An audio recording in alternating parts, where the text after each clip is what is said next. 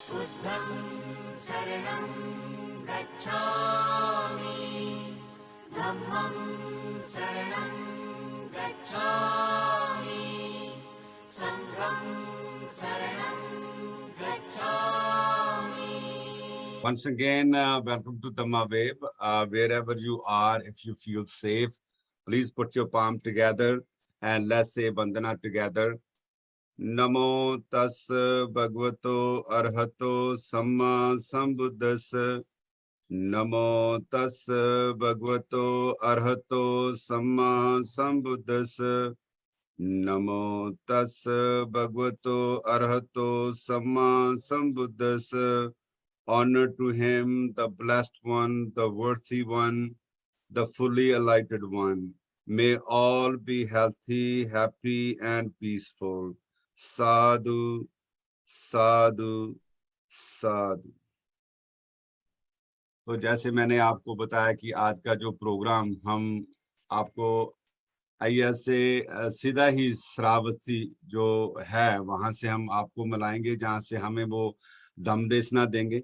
लेकिन उनको स्क्रीन के ऊपर लाने से पहले जो श्रावस्ती में जो बिकनी सेंटर है, जो बात में एक ही बिकनी सेंटर है, वो वहां से चला रहे हैं। मैं उनको वहां का आपको थोड़ा सा जो हमारे पास फोटोग्राफ्स मिले हैं, मैं आपको वहां से आपके दर्शन वहां से करवाना चाहता हूं, ताकि फिर उसके बाद हम सीधा ही श्रावस्ती चलेंगे।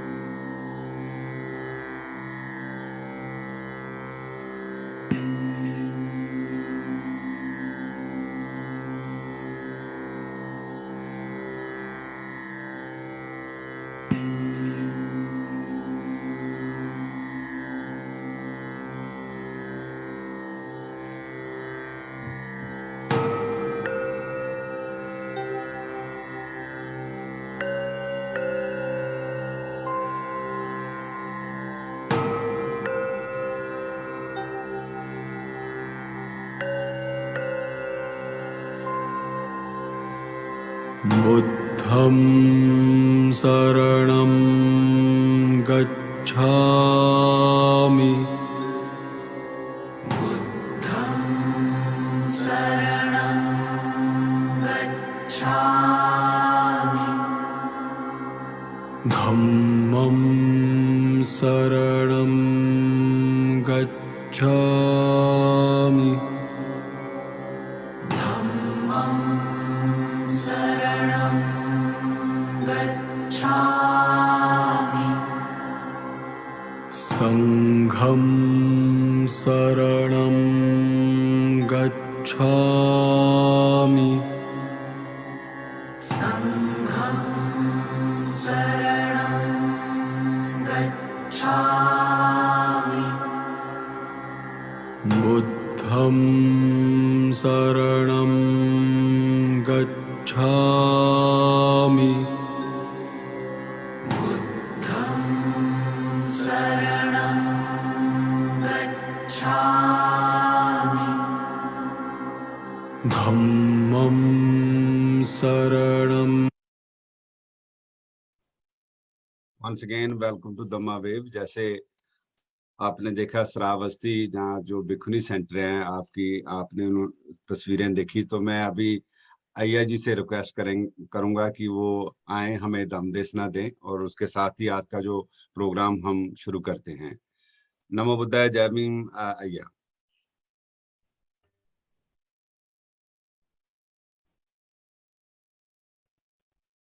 जी, अय्या जी आप सुन पा रहे हैं? जी जी, मैं सुन पा रही जी। हूँ। नमो तस्स भगवतो अरहतो सम्मा संबुद्धस्स नमो तस्स भगवतो अरहतो सम्मा सम्बुद्दस्स नमो तस्स भगवतो अरहतो सम्मा सम्बुद्दस्स इति पिसो भगवारहं सम्मा सम्बुद्धो वेचाचरण संपन्नो सुगतो लोकविदो अनुत्तरो पुरीसधम्मसारथे सत्ता देवमनुसानं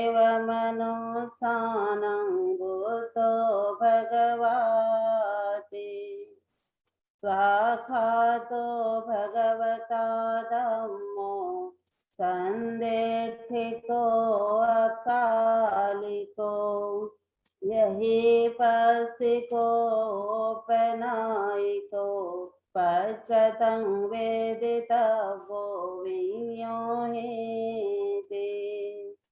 सुपटिपन्नो भगवतो सावकसङ्गो कुजुपटिपन्नो भगवतो सावकसङ्गो न्यायपटिपन्नो भगवतो सावकसङ्गो सामीचिपटिपन्नो भगवतो सावकसङ्गो यदिदं चत्वारि पुरुषयुगानि अर्थपुरुषपुद्गला यस्य भगवतो सावकसङ्गो आहुनेयो पाहुनेयो दक्षिणेयो अञ्जलिकरणीयो अनुत्तरं पुण्यक्षेत्रं लोकसाति साधु साधु साधु। करुणा के सागर तथागत भगवान बुद्ध को त्रिवार प्रणाम करते हुए बोधिसत्व डॉक्टर बाबा साहब अम्बेडकर जी के धम्म क्रांति में संपूर्ण जीवन समर्पित करते हुए धम्म व्यवस्था से जुड़े सभी श्रोतागण धम्म व्यवस्था के माध्यम से जिन्होंने इस कोरोना महामारी के दौर में भी घर घर तक भगवान बुद्ध डॉक्टर बाबा साहब अम्बेडकर जी के विचारों को जीवित रखने का कार्य किया, ऐसे हमारे श्रद्धा संपन्न उपासक आनंद बाली जी, हरिवंश रेड्डी जी, सभी धम्म व्यवस्था से जुड़े सभी स्पीकर्स, सभी टेक्नीशियंस, आप सभी को मैं इस कार्य के लिए ढेर सारी शुभकामना मंगल मैत्री देती हूँ। इसी के साथ साथ 16 फरवरी को श्री संत गुरु रविदास जी की जयंती भी आने वाली है। इसी की भी मैं आप सभी को ढेर सारी बधाइयां देती हूँ। आज मैं मानवीय कल्याण के लिए आप सभी को ऐसी धम्म देशना देने जा रही हूँ जो संक्षिप्त रूप से होगी लेकिन बड़ी ही महत्वपूर्ण है, जिसे समझकर हम लोगों को और बेहतर जीवन जीने के लिए बहुत ही मदद हो सकती है। हम सभी लोग जानते हैं कि भगवान बुद्ध की जो संपूर्ण शिक्षा है, जिसे हम त्रिविध शिक्षा कहते हैं, ये शील, समाधि और प्रज्ञा इसी पे आधारित है। जितना भी भगवान बुद्ध ने धर्म का उपदेश दिया होगा, वो सारे उपदेश का सार जो है ये शील, समाधि और प्रज्ञा है। हमें आध्यात्मिक अपनी प्रगति करने के लिए हमें शील को समझना जरूरी होता है, समाधि को समझना भी जरूरी है, इसी के साथ साथ प्रज्ञा को समझना भी जरूरी है। इसलिए सबसे पहले हमें शील को समझना भी उतना ज्यादा जरूरी है जितना कि समाधि को समझना और प्रज्ञा को समझना। क्योंकि शील के क्षेत्र में जब हम लोग उतरते हैं, शील का पालन करते हैं, तभी हम समाधि के क्षेत्र में उतर सकते हैं या समाधि में अपनी और प्रगति साध सकते हैं। और जब अपनी समाधि पुष्ट हो जाती है तभी हम लोग प्रज्ञा को प्राप्त कर सकते हैं। ये तीनों भी जो है कड़ियां एक दूसरे के ऊपर आधारित है। तो इसलिए हमें सबसे पहले जो समझना जरूरी होता है वो होता है शील, क्योंकि शील जो है धर्म की नींव है, मनुष्य की जीवन की आधारशिला है। इसी पे हम लोग अपना जीवन सुख समृद्धि से जी सकते हैं। इसीलिए जो है कहा है कि सदाचारी मनुष्य की हमेशा सभी विद्वानों ने, सभी सत्पुरुषों ने, सज्जनों ने हमेशा प्रशंसा की है और दुष्शील व्यक्ति की हमेशा निंदा हुई है, अपमान हुआ है। तो ये जो शील जो है जिसका हमें हर दिन अपने जीवन में पालन करना चाहिए, वो शील हमें किस तरह से पुष्ट कर सकते हैं हम लोग अपने जीवन में, किस तरह से हमारा शील बलवान होगा। क्योंकि सभी लोग चाहते हैं शील का पालन करें, लेकिन हम लोग अपने व्यवहारिक जीवन में पंचशील का पालन करना भी हमारे लिए बड़ा मुश्किल होता है। भगवान ने बताया है कि शील का पालन करना ये एक श्रद्धा का लक्षण है। जो व्यक्ति श्रद्धा चरित होता है वो अच्छी तरह से शील का पालन कर सकता है। दूसरी एक बात है कि एक डर की वजह से भी या भय की वजह से भी शील का पालन हो सकता है। जैसे जो श्रद्धावान व्यक्ति है उसे तो डर की जरूरत नहीं, वो स्वयं अपनी इच्छा से शील का पालन बहुत अच्छे से कड़ाई से कर सकता है। लेकिन जिसके अंदर श्रद्धा नहीं है उसे तो डर अपने जीवन में शील को अपने पुष्ट करने के लिए मदद कर सकता है, जिसे भगवान बुद्ध ने अपनी भाषा में कहा है कि भय जो होता है मनुष्य के अंदर होना चाहिए। भगवान ने एक जगह बताया है कि भय जो है 4 प्रकार के होते हैं। 4 प्रकार के भय कि वो जो 4 प्रकार के जो भय है वो अपने अंदर अगर उत्पन्न हो जाए तो हम लोग जो है बड़ी आसानी से अपनी शील का पालन कर सकते हैं, शील की रक्षा कर सकते हैं। उसमें से जो है पहला बताया है भगवान ने अत्तानुवाद भय। अत्तानुवाद मतलब होता है कि आत्मभय,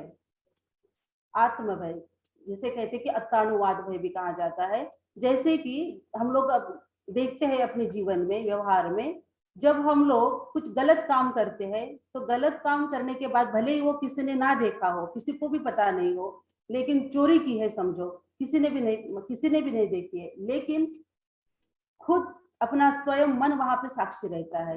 जब हम लोग कोई भी गलत काम करते हैं तो अकेले में जब हम लोग रहते हैं तो वहां पे हमारा मन सोचता है उस कार्य के बारे में, और सोचने के बाद जो समझदार व्यक्ति हो, सज्जन हो थोड़ा, तो वो उसे जरूर पछतावा होने लगता है।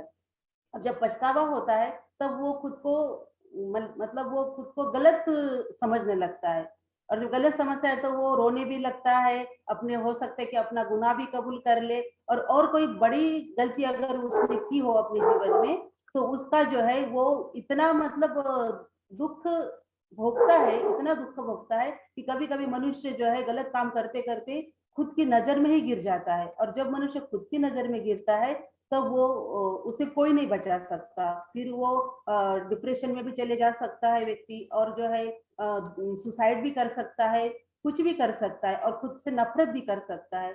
इसीलिए कहते हैं कि जो कोई व्यक्ति अपनी शील की रक्षा करना चाहे, शील का पालन करना चाहे, तो उसे आत्मभय होना चाहिए।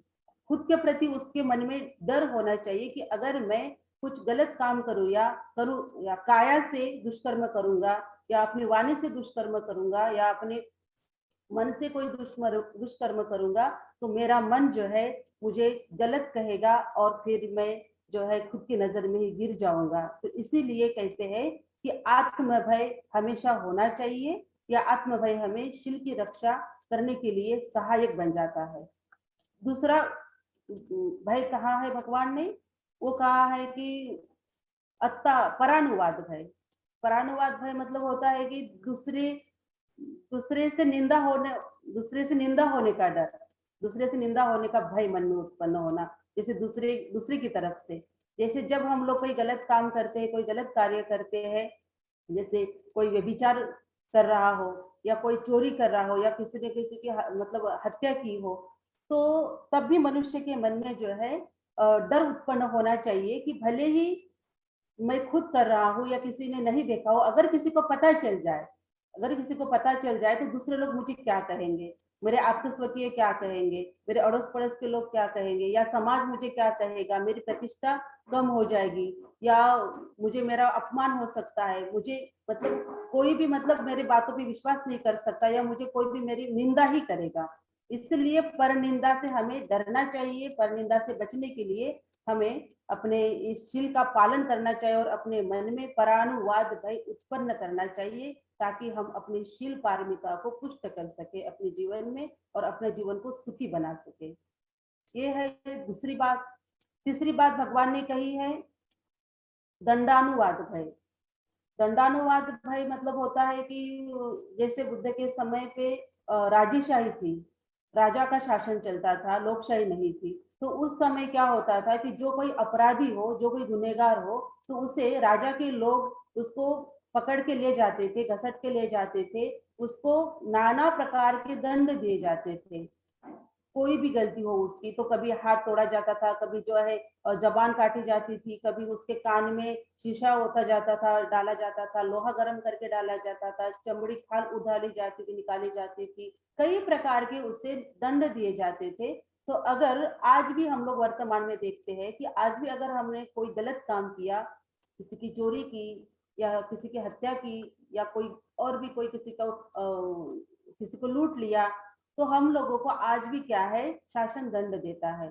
शासन जब दंड देता है तो हम लोगों को दुख ही दुख हो जाता है, अपनी पूरी मानहानि हो जाती है।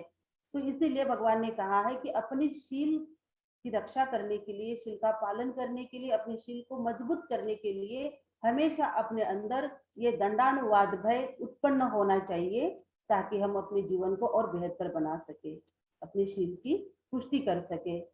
तो ये है तीसरा भय। चौथा भय भगवान ने बताया है, उसे कहा है दुर्गति का भय। दुर्गति भय, दुर्गति भय भी बहुत बड़ा सहायक बन जाता है कुशल कर्म करने के लिए। जैसे कुशल कर्म क्या है, अकुशल कर्म क्या है, तो ये भी मतलब पता होना चाहिए हमें। जिसे हम लोग कहते हैं ना कि अकुशल अकुशल कुशल कुशल, तो ये जो होता है कि जैसे हिंसा करना, चोरी करना, व्यभिचार करना और झूठ बोलना, नशापान करना, ये सब अकुशल कर्म है। इसी के विपरीत, इसी के विरुद्ध जो है किसी की भी हत्या न करना, चोरी न करना, व्यभिचार न करना, नशापान न करना, झूठ न बोलना, ये सब क्या है, कुशल कर्म है। तो यही क्या है, शील है। इसे भी हम लोग शील भी कहते हैं कि यही शील जो है अपनी वाणी को पवित्र बनाती है, यही जो शील है अपनी काया को पवित्र बनाती है, और यही जो शील है अपने मन को भी परिशुद्ध या पवित्र बनाती है। इसीलिए अपने अंदर दुर्गति का भय भी होना जरूरी है, जिससे कि हम लोग कहते हैं, सुनते आए हैं कि अगर कोई गलत काम हमने किया तो मृत्यु के बाद या परलोक में जाने के बाद अगर किसी का कायिक अकुशल हो या किसी का वाचिक अकुशल हो या किसी का मन का अकुशल हो, तो उसका बड़ा महा दुष्परिणाम हमें भोगने को मिलता है। तो इसी के भय से भी मनुष्य क्या है, मनुष्य को करना चाहिए कि अपने शील की रक्षा करे, अपने जीवन में शील का पालन करे, ताकि हमें इस जीवन में भी और मृत्यु के बाद भी, परलोक में जाने के बाद भी हमें दुख ना भोगना पड़े और हमें दुर्गति ना प्राप्त हो जाए। तो ये है दुर्गति भय। तो ये जो चारों जो भय है, ये अपने अंदर उत्पन्न जब हो जाते हैं, तब हम लोग अपने आप ही अपने शील की रक्षा करने लगते हैं, अपनी शील को पुष्ट बनाए रखते हैं और अपनी शील की जो है वृद्धि करते रहते हैं। क्योंकि हर मनुष्य का जो है चाहे मनुष्य कितना भी सुंदर क्यों ना हो, अगर उसके अंदर शील नहीं है, उसके अंदर कितनी भी विद्वत्ता भी क्यों ना हो, ज्ञान भी क्यों ना हो, अगर शील नहीं है तो उस व्यक्ति का जीवन किसी काम का नहीं, उसके जीवन में कभी सुख शांति नहीं आ सकती है। शील एक आभूषण भी है व्यक्ति का। कोई भी स्त्री कितनी भी सुंदर क्यों ना हो, अगर वो दुशील हो, उसके अंदर अगर शील नहीं हो तो वो सुंदर नहीं दिख सकती है। इसलिए शील मनुष्य को सुशोभित करता है। शील मनुष्य को जो है मान सम्मान प्राप्त करके देता है। शील मनुष्य को वृद्धि करता है। शील मनुष्य को यश प्राप्त करके दे सकता है, धन प्राप्त करके दे सकता है, और हर तरह का लाभ सत्कार शील की वजह से मनुष्य को प्राप्त होता है जीवन में। इसीलिए सारे मनुष्य को सोचना चाहिए कि हम दुशील ना बनते हुए हम सदाचारी बने, और सदाचार का अपने जीवन में हमेशा पालन करते रहे, और सदाचार का पालन करते करते अपने जीवन में और अपनी उन्नति साध ले, प्रगति करे और दुख से मुक्त हो जाए। इन्हीं छोटी सी धम्म देशना पर मैं अपनी धम्मवाणी को विराम देती हूँ। आप सभी का मंगल हो, कल्याण हो, सबका मंगल। भवतु सर्वमंगलं रक्षन्तु सर्वदेवता सर्वबुद्धानुभावेन सदा सोऽस्ति भवन्तु ते।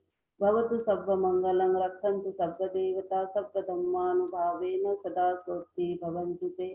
भवतु सर्वमंगलं रक्षन्तु सर्वदेवता सर्वसंघानुभावेन सदा सोऽस्ति भवन्तु ते। साधु साधु साधु साधु साधु। बहुत बहुत धन्यवाद अय्या, आप हमारे साथ जुड़े श्रावस्ती से। मैं एक बार फिर अय्या जी के बारे में थोड़ा सा बताना चाहता हूँ।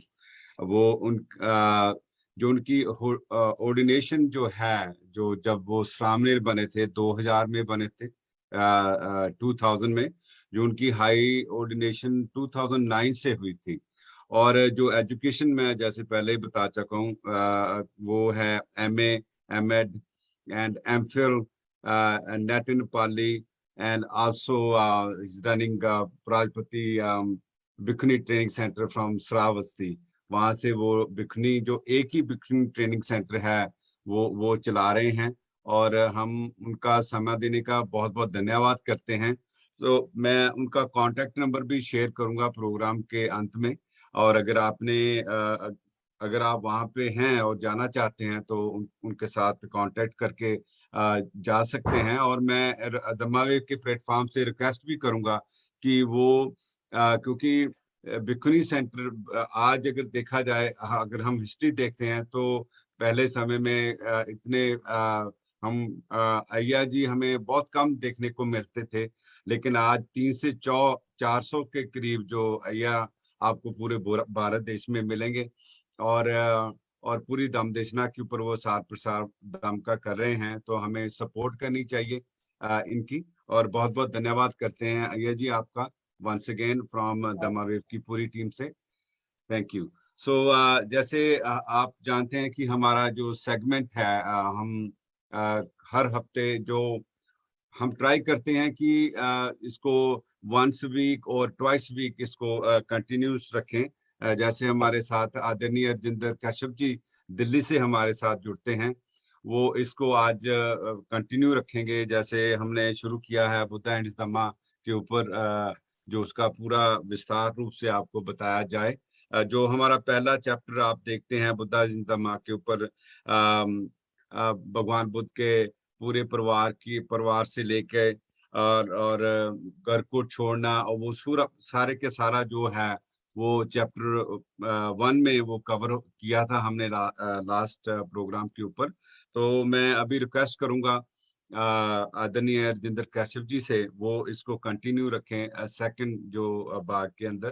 तो आदरणीय अर्जिंदर कश्यप जी, नमो बुद्धाय, जय भीम, वेलकम टू दम्मावेव। सर आप म्यूट हैं। नमो बुद्धाय, जय भीम।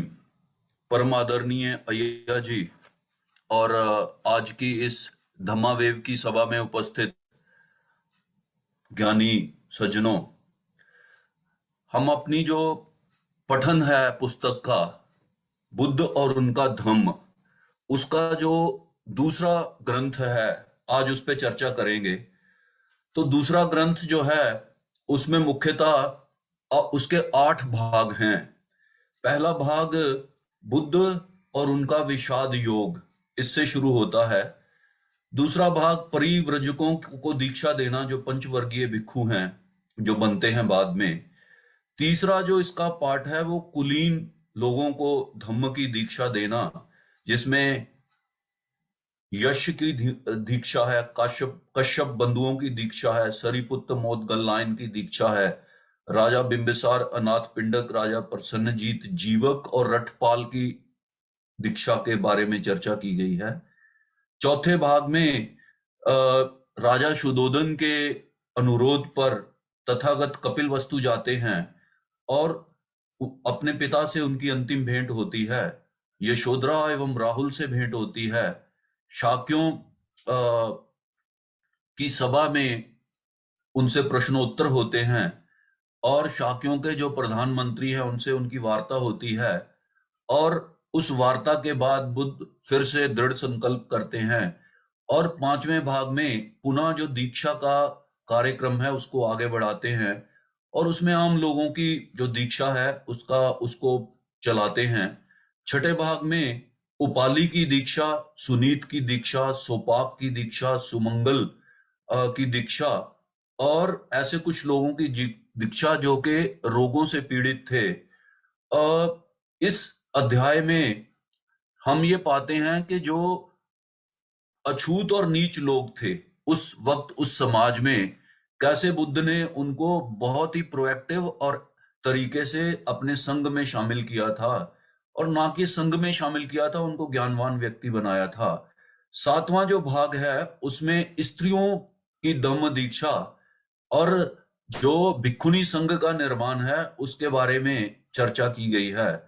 8वें भाग में अंगुलीमाल की धम्म दीक्षा और धम्म दीक्षा देते हुए क्या क्या दिक्कतें हो सकती हैं उसके बारे में कुछ एक संस्मरण जो हैं, कुछ एक जो वाक्य हैं, उनका इस पार्ट 2 में जो है उस पर डिस्कशन किया गया है। तो पहला पार्ट जो है कि जब तथागत को ज्ञान बोधि प्राप्त होता है और वो सम्यक संबुद्ध बन जाते हैं तो उनको ये आभास होता है, एक्सपीरियंस होता है कि ये जो उनकी प्राप्ति है, जो उन्होंने पाया है, खोजा है, वो बहुत ही संवेदनशील चीज है और वो लोगों को, जनमानस को उसको कैसे समझाएंगे। तो इस द्वंद्व में तथागत पड़ जाते हैं कि आम व्यक्ति जो हैं, जो इस संस्कृति जिसमें वेदों को सर्वोच्चता प्राप्त है, जिसमें ग्रेडेड इनइक्वालिटी है, मतलब कोई जन्म से ऊंचा है और कोई जन्म से नीच है, और ऐसा अवस्था जो सामाजिक है और ऐसी अवस्था जो कि आध्यात्मिक और धार्मिक है, जिसमें कोई भी व्यक्ति जिसको प्रश्न चिन्ह, जिसके ऊपर क्वेश्चन नहीं रेज कर सकता, और ऐसी सामाजिक अवस्था जिसमें ग्रेडेड इनइक्वालिटी है कि कोई जन्म से ऊंचा है तो दूसरा जन्म से नीचा है। इस प्रकार की मानसिकताएं और आस्थाएं रखने वाले जो लोग हैं वो इस सूक्ष्म धर्म को कैसे जान पाएंगे। तो इस द्वंद्व में बैठे हुए हैं बहुत सम्यक संबुद्ध बोधि प्राप्त करने के बाद, तो उनको आवाहन होता है। संपत्ति ब्रह्मा उनके सामने आके हाथ जोड़ के निवेदन करता है कि बुद्ध, आप सम्यक संबुद्ध हो गए हो, आपको इस पे अब ज्यादा नहीं विचार करना चाहिए कि आप ने जो प्राप्त किया है वो मात्र आपके लिए है। इस पूरी सृष्टि में जो प्राणी हैं, जो मानव हैं, वो आपकी देशना के लिए इंतजार कर रहे हैं। ऐसे नहीं है कि जो समझ नहीं पाएंगे, ऐसे भी हैं बहुत सारे लोग जो समझ जाएंगे आप जो कहते हैं। उनके जीवन के उद्धार के लिए, उनको एक सही मार्गदर्शन के लिए आप उठिए और आप अपने धम्म की देशना दीजिए। तो वो बुद्ध को प्रेरित करते हैं और फिर सम्यक संबुद्ध कहते हैं कि हाँ, मैं लोगों के उत्थान के लिए, लोगों के कल्याण के लिए, मैं बहुजनों के उद्धार के लिए देशना दूंगा। बहुजन का मतलब है बहुत संख्या में, बहुत ज्यादा संख्या में लोगों का मैं देशना दूंगा, उनको सही मार्ग पर आगे लेके जाऊंगा। तो बुद्ध फिर उठते हैं और अपने ज्ञान चक्षुओं से वो जब ध्यान करते हैं और सबसे पहले उनको स्मरण होता है अपने उन आचार्य का, अलार कलाम का, जिनके साथ उन्होंने बहुत अभ्यास किया होता है, और वो पाते हैं कि जो कलाम हैं वो अब इस दुनिया में नहीं है। फिर उद्दक रामपुत्र का उनको ख्याल आता है, तो वो भी पाते हैं कि उद्दक रामपुत्र भी नहीं है। तो इस जो अवस्था है, जब वो उठते हैं तो सोचते हैं कि किस तरह की देशना दी जाएगी, कि जो दीक्षा है, धम्म समझाया जाएगा, तो कैसे लोगों को समझाया जाएगा। तो बाबा साहब अम्बेडकर अपने इस पुस्तक के इस पार्ट में लिखते हैं कि उस समय 2 प्रकार की जो दीक्षा है, उसका बुद्ध के मन में वो आया, और उन्होंने 2 प्रकार की जो दीक्षा है उसकी व्यवस्था की। एक तो भिक्षुओं की दीक्षा, और दूसरी जो उपासक लोग हैं उनकी दीक्षा।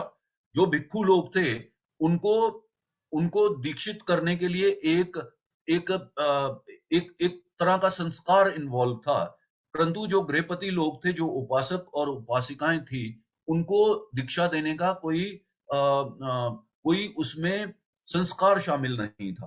तो एक उपासक गृहस्थ जो था, गृहस्थ जो व्यक्ति जो था वो उपासक बन सकता था, और एक भिक्षु को अपने घर का त्याग करना पड़ता था, उसको परिव्रजक बनना पड़ता था। उपासक और भिक्षु दोनों को ही कुछ नियमों का पालन करना पड़ता था।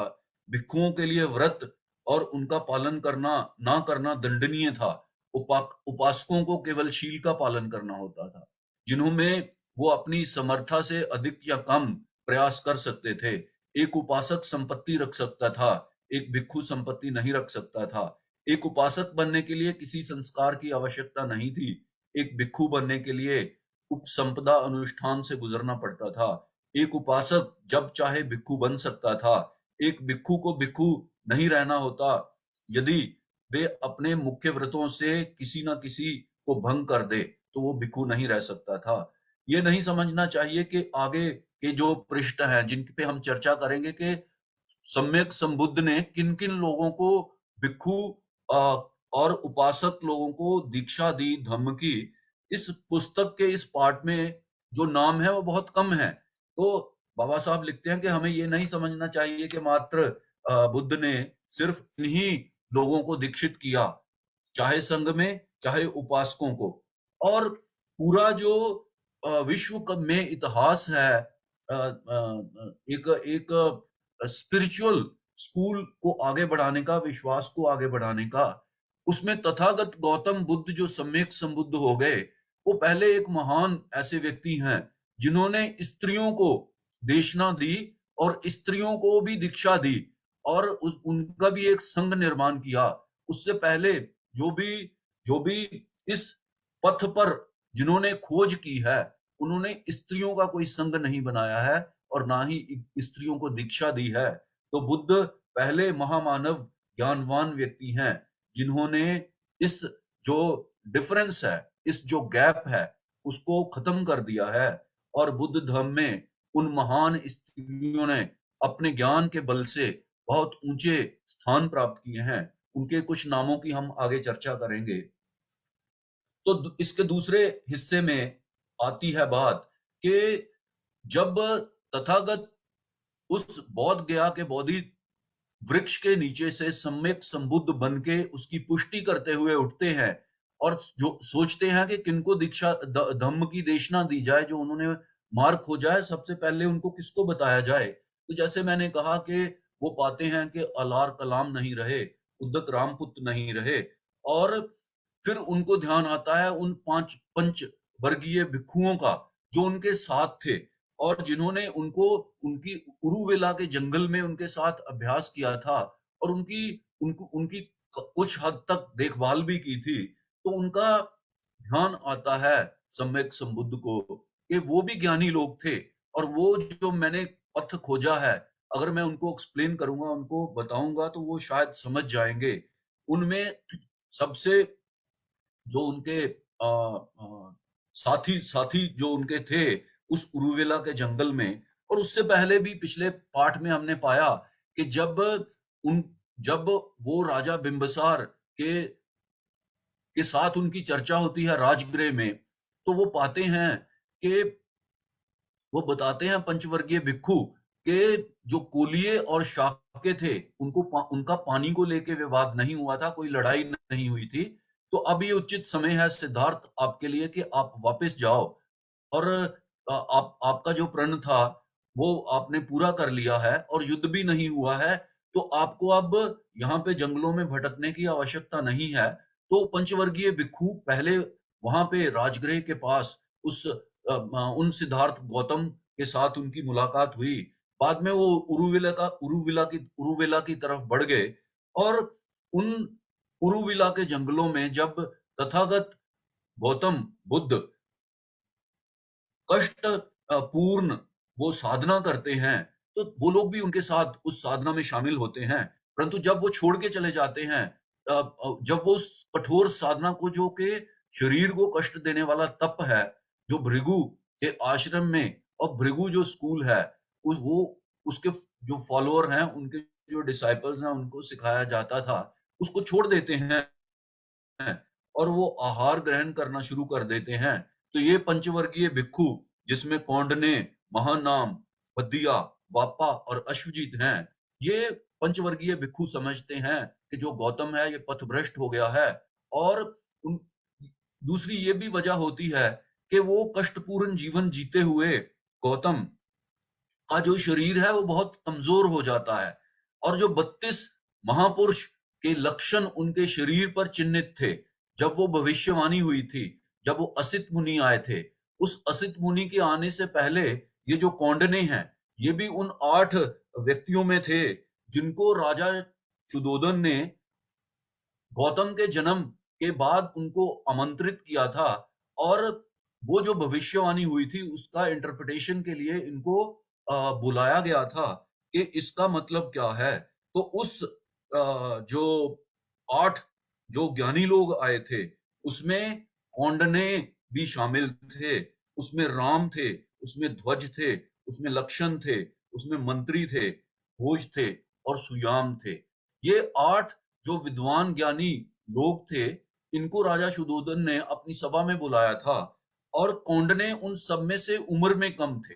तो जब कौंडन्य को पता लगता है कि सिद्धार्थ ने गृह त्याग कर दिया है और वो परिव्रजक बन गए हैं और वो अपने घर को छोड़ के चले गए हैं, तो जो कौंडन्य है वो भी घर छोड़ के चले जाते हैं, वो भी परिव्रजक बन जाते हैं।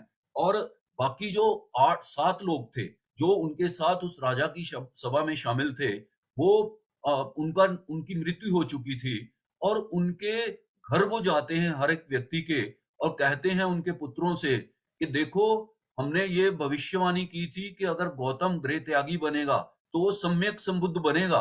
तो उस जो भविष्यवाणी है उसका जो पहला हिस्सा है वो पूरा हो गया है। तो क्या आपको भी गृह त्याग करना है, परिव्रजक बनना है? तो उन 7 में से 3 के जो 3 पुत्र थे, उन 7 ज्ञानवान लोगों के, वो मना कर देते हैं। परंतु जो 4 पुत्र रहते हैं, महानाम, भद्दिया, वापा, अश्वजीत, ये बाकी जो 4 ज्ञानी लोग थे जिन्होंने उस स्वप्न की इंटरप्रिटेशन की थी, उसमें वो शामिल, वो कहते हैं कि हमको गृह त्याग करना है। तो कौंडन्य और वो 4 लोग, कौन? महानाम, भद्दिया, वापा, अश्वजीत और कौंडन्य, ये 5 लोग भी गृह त्याग करते हैं। ये उरुवेला में तपस्या करते हैं और सिद्धार्थ को कॉन्स्टेंटली लगातार ऑब्जर्व करते हैं कि ये सम्यक संबुद्ध बनेगा तो फिर हमें भी ज्ञान की प्राप्ति होगी।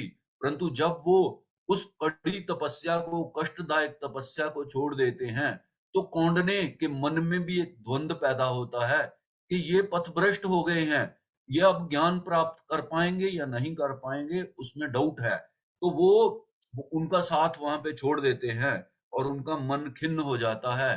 परंतु जब सम्यक संबुद्ध को संबोधि प्राप्त होती है तो इन 5 लोगों का ध्यान उनके मन में आता है, तो वो कहते हैं कि चलो, वो उनको एक्सप्लेन करते हैं, तो वो मृगदाय वाराणसी की तरफ बढ़ते हैं।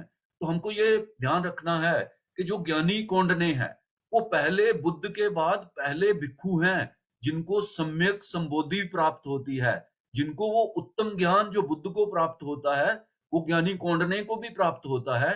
तो इसीलिए वो पहले बुद्ध के बाद पहले भिक्षु हैं जिनको बोधि प्राप्त होती है, इसलिए उनको ज्ञानी कौंडन्य के नाम से जाना जाता है बुद्धिस्ट जगत में। और वो गृह त्याग करने से पहले भी उन्होंने बहुत जो नॉलेज है उस समय का उसका अध्ययन किया होता है, और वो टीचर स्वयं टीचर होते हैं। तो ये परिव्रजकों के पास वो पहुंचते हैं वाराणसी के मृगदाय में, और जब वो उनको देखते हैं, उनकी आभा को देखते हैं, उनकी पर्सनैलिटी को देखते हैं, तो दूर से देख के वो एक सोच रहे हैं अपने मन में कि देखो ये पथभ्रष्ट गौतम आ रहा है हमारी ओर। और जैसे जैसे बुद्ध उनके पास पहुंचते हैं तो उनकी आभा को देख के, उनकी पर्सनैलिटी को देख के, उनके चेहरे के तेज को देख के वो कहते हैं कि क्या गौतम आपको क्या प्राप्ति हुई है, और आप तो जो कठिन तपस्या का मार्ग था वो छोड़ के चले गए थे, परंतु आपको कौन सी प्राप्ति हो गई है कि आपका जो पूरा जो मुख है वो इतना तेजवान है, आपका जो शरीर है वो सोने की तरह चमक रहा है, क्या प्राप्ति हो गई है आपको। तो वो बुद्ध उनको कहते हैं पंचवर्गीय भिक्षुओं को कि भिक्षुओं, ए परिव्रजको, आप अब मुझे मेरे नाम से मत पुकारो, मैंने सम्यक संबोधि प्राप्त की है और मैं अब सम्यक संबुद्ध बन गया हूं। आप मुझे तथागत के नाम से पुकार सकते हो, मुझे बुद्ध के नाम से पुकार सकते हो, आप मुझे अब उस नाम से, जिस नाम से पहले आप मुझे जानते थे, उस नाम से अगर नहीं पुकार सकते क्योंकि मैं सम्यक संबुद्ध हो गया हूं। तो कहते हैं कि आप बुद्ध कैसे हो गए, आप तो पथभ्रष्ट हो गए थे। तो बुद्ध प्रश्न करते हैं उनको, क्या परिव्रजको, क्या इतने सालों में आप मुझे जानते हो, इतने सालों से, तो क्या मैंने कभी असत्य भाषण किया है आपसे? तो वो कहते हैं कि आपने कभी असत्य भाषण नहीं किया है। तो फिर वो कहते हैं कि क्या जो आपने पथ खोजा है, जो मार्ग खोजा है, जो जिसको आप धम्म चक्र परिवर्तन कहते हो, तो वो मार्ग क्या है, उसके बारे में क्या हमें कुछ बता सकते हो? तो बुद्ध उनको कहते हैं, क्या परिव्रजको, जो दो अतियां हैं उनको छोड़ना ही होगा। जो दो अतियां क्या हैं? एक अति है कि पूरा जो जीवन है उसको काम भोगों में खर्च कर देना, और उसको एक जीवन को इस विलासितापूर्ण ढंग से जीना जिसमें आप में जो जो संवेदनाएं हैं उनको ही पहचानने की आपकी क्षमता ना रहे, और दूसरा अपने जो काया है उसको इतना कलेश देना कि वो इतनी कमजोर हो जाए, आपका शरीर इतना कमजोर हो जाए। तो ये जो दो अतियों की सिचुएशंस हैं इनको आपको छोड़ना होगा। तो इनका मूलोच्छेद जब तक नहीं करेंगे तब तक हम कोई भी ज्ञान को प्राप्त नहीं कर सकते हैं। हमको मध्यम मार्ग को मानने वाला जो ज्ञान है हमें उस पे चलना होगा। ये ना तो काम भोगों का रास्ता है और ना ही ये काया को कलेश देने वाला रास्ता है। बुद्ध परिव्रजकों से प्रश्न करते हैं, जब तक किसी का मन में पार्थिविक या स्वर्गिक भोगों की कामना बनी रहती है तब तक क्या वो समस्त काया कलेश व्यर्थ नहीं होते? उन्होंने कहा कि हाँ, आप सही कहते हो। यदि आप काया कलेश द्वारा काम तृष्णा को शांत नहीं कर सकते तो क्या काय कलेश का दरिद्र जीवन बिताने से अपने को कैसे जीत सकते हो? तो उन परिव्रजकों ने कहा कि हाँ, आप सही कहते हो। अब जब आप अपने आप पर विजय पालोगे, आप काम तृष्णा से मुक्त होगे, तब आपको काम भोग की कामना ना रहेगी, और तब प्राकृतिक इच्छाओं की पूर्ति विकार पैदा नहीं करेगी। आप अपने शारीरिक आवश्यकताओं के हिसाब से खाना पीना ग्रहण कर सकते हो। सभी तरह की काम वासना उत्तेजित होती है। अभी अभी अय्या जी ने बताया, अभी हमने उनको सुना और उन्होंने शीलों का पे देशना दी आज। तो उसी प्रकार उन पंचवर्गीय भिक्षुओं को तथागत बता रहे हैं कि सभी प्रकार की काम वासना उत्तेजित होती है। कामुक अपनी काम वासना का गुलाम होता है। सभी काम भोगों के चक्कर में पड़े रहना गंवारपन और नीच कर्म है। लेकिन मैं तुम्हें कहता हूं कि शरीर का स्वाभाविक आवश्यकताओं की पूर्ति करने में बुराई नहीं है। इसीलिए धम्मपद में भी कहा गया है कि वो भिक्षु जिसको कितना आहार प्राप्त करना है उसका ज्ञान नहीं है, जिसको कोई समय का ध्यान नहीं है, वो जो भिक्षु है वो पूरी तरह से भिक्षु का जीवन में अभी प्राप्त नहीं किया है उसने, और शीलों की अवस्था में वो कमजोर भिक्षु है। तो बुद्ध कहते हैं कि हे परिव्रजकों, मनुष्य को इन दोनों अंत की बातों से सदा बचना चाहिए। एक तो उन चीजों के चक्कर में पड़े रहने से जिनका आकर्षण काम भोगों संबंधित तृष्णा पर निर्भर करता है, ये बहुत निम्न कोटि की बात है, अयोग्य और हानिकारक है। इन दोनों सिरों की बातों के बीच में एक मध्यम मार्ग है, बीच का रास्ता है। ये समझ लो कि मैं उस मध्यम मार्ग का उपदेश देता हूँ। पांचों परिव्रजकों ने उनकी बात को ध्यान से सुना और बुद्ध की बात को स्वीकार किया। बुद्ध ने पहली बात बताई कि उनके सद्धर्म में आत्मा परमात्मा का कुछ लेना देना नहीं है। उनके सद्धर्म को मरने के बाद आत्मा क्या होता है उससे कोई सरोकार नहीं है। उनके सद्धर्म बुद्ध का जो धर्म है वो मानव और इस पृथ्वी पर जीते हुए मानव का मानव के प्रति क्या संबंध होना चाहिए उससे संबंधित है। बुद्ध ने कहा ये उनकी पहली स्थापना है। उनकी दूसरी स्थापना है कि मानव दुखी है, कष्ट में है, दरिद्रता का जीवन व्यतीत कर रहा है, संसार दुख से भरा है और धम्म का उद्देश्य दुख का नाश करना है। इसके अतिरिक्त सद्धम्म कुछ हो ही नहीं सकता। दुख के अस्तित्व की स्वीकृति और दुख के नाश करने का उपाय यही धम्म की आधारशिला है। परिव्रजकों, जो श्रमण या ब्राह्मण धर्मोदेष्टा ये भी नहीं समझा पाते कि संसार में दुख है और उस दुख का नाश करने का उपाय है, ऐसे श्रमण ब्राह्मण मेरी सम्मति में श्रमण ब्राह्मण नहीं है। ना वे अपने को ज्येष्ठ श्रेष्ठ समझने वाले इतना भी समझ पाए कि धम्म का सही अर्थ यही है। दुख की और दुख का विनाश ही यदि आपके धम्म की आधारशिला है तो बताइए कि आप कैसे दुख का नाश कर सकते हैं। ये परिव्रजकों ने बुद्ध के सामने प्रश्न प्रस्तुत किया और तब बुद्ध कहते हैं कि पवित्रता के पथ पर चलना, धम्म के पथ पर चलना, सद्गुणों के मार्ग पर चलें और इस दुख का एकांकी निरोध हो सकता है। और उन्होंने कहा कि उन्होंने ऐसे धम्म का आविष्कार कर लिया है। और फिर परिव्रजकों ने बुद्ध से अपने धम्म की व्याख्या करने की प्रार्थना की। तो उन्होंने सबसे पहले उन्हें कहा कि पवित्रता क्या है उसका पथ समझाया। उन्होंने कहा कि मेरे पवित्रता के पथ के अनुसार अपने जीवन में 5 मानदंड हैं। किसी प्राणी पर हिंसा ना करो, चोरी ना करना अर्थात दूसरे की चीज को अपना नहीं बनाना, व्यभिचार ना करना, असत्य नहीं बोलना, नशीली चीजों को ग्रहण नहीं करना। मैं कहता हूं कि हर मनुष्य के लिए यह परम आवश्यक है कि इन 5 शीलों को स्वीकार करे, क्योंकि हर मानव के लिए जीवन का कोई मापदंड होना चाहिए जिसके वे अपनी अच्छाई और बुराई को माप सके। मेरे धम्म के अनुसार ये 5 शील जीवन में अच्छाई और बुराई को मापने के मापदंड हैं। वो कहते हैं कि 2 प्रकार के पतित हैं इस समाज में। एक तो पतित है जिसका कोई मापदंड ही नहीं है और दूसरा जो पतित है उसका कोई मापदंड होता है। और जिस पतित का कोई मापदंड होता है उसमें सुधार करने की आवश्यकता होती है। तो इसके बाद तथागत गौतम बुद्ध उनको सम्यक अष्टांगिक मार्ग का पाठ के बारे में बताते हैं। सम्यक दृष्टि क्या है इसकी देशना देते हैं और समझाते हैं कि सम्यक दृष्टि ये है कि संसार एक कारागार है और मनुष्य इस कारागार में एक कैदी है। इस कारागार में इतना अधिक अंधकार है कि यहाँ कुछ दिखाई नहीं देता। कैदी को ये तक दिखाई नहीं देता कि वे कैदी है। बहुत अधिक समय तक अंधेर कोठरी में ही पड़े रहने के कारण मनुष्य एकदम अंधा हो गया है और उसको ये बात पे संदेह हो गया है कि प्रकाश नाम की कोई चीज है।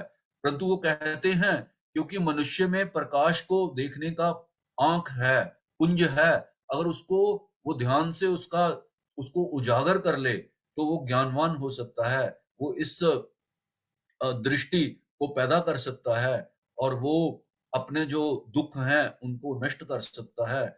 और बुद्ध फिर आगे उनको बताते हैं कि सम्यक संकल्प क्या होता है। हमारी आशाएं, हमारी आकांक्षाएं ऊंचे स्तर की होनी चाहिए, निम्न स्तर की ना हो, हमारे योग्य और अयोग्य ना हो। सम्यक वाणी के बारे में बताते हैं कि सत्य ही बोले, मनुष्य असत्य ना बोले, मनुष्य किसी के प्रति गाली गलौच या कठोर वचनों का इस्तेमाल ना करे, मनुष्य सभी के लिए विनम्र वाणी का व्यवहार करे, मनुष्य व्यर्थ के बेमतलब मूर्खतापूर्ण बातें मत करे। यही सम्यक वाणी का अर्थ उन्होंने समझाया। सम्यक कर्मांत अर्थात योग्य व्यवहार की शिक्षा दी और हमारा ये कार्य ऐसे हो जिसको करते समय हमें दूसरों की भावनाओं और अधिकार का सम्मान हो। सम्यक कर्मांत का मापदंड क्या है? सम्यक हमारा कार्य जीवन के जो मुख्य नियम है उनका अधिक से अधिक उसमें समन्वय रखा जाए। उन्होंने सम्यक जीविका के बारे में समझाया, उन्होंने सम्यक व्यायाम के बारे में समझाया। सम्यक व्यायाम को उन्होंने 4 भागों में विभक्त किया। अष्टांगिक मार्ग विरोधी चित्त प्रवृत्तियों को उत्पन्न ना होने देना, दूसरा ऐसे चित्त प्रवृत्तियों को दबाना जो उत्पन्न हो गई हों, ऐसी चित्त प्रवृत्तियों को उत्पन्न करना जो अष्टांगिक मार्ग को आवश्यकताओं की पूर्ति में सहायक हों, ऐसी उत्पन्न चित्त प्रवृत्तियों में और भी अधिक वृद्धि करना और उनका विकास करना जो अष्टांगिक मार्ग को आगे बढ़ाने में सहायता प्रदान करती हों। सम्यक स्मृति के बारे में बताया और उनको परिव्रजकों को उन्होंने समाधि के बारे में बताया और 2 प्रकार की समाधि के बारे में सम्यक संबुद्ध ने उन परिव्रजकों को बताया कि समाधि दोषपूर्ण भी हो सकती है। अगर मन में खोट है, अगर मन में शीलों की पुष्टि नहीं है, अगर मन में कलेश है, तो तब भी समाधि हो सकती है। परंतु तथागत गौतम बुद्ध ने उनको सम्यक समाधि के बारे में बताया और उन्होंने कहा कि अगर सम्यक समाधि की प्राप्ति होगी तभी दुखों का नाश होगा। समाधि अर्थात एकाग्रता तो दोषों के साथ भी हो सकती है, परंतु सम्यक समाधि में जो दोष हैं, मन के दोष, काया के दोष, उनका पूरी तरह निष्पादन कर देना, उनको पूरी तरह खत्म कर देने की प्रेरणा उन परिव्रजकों को दी।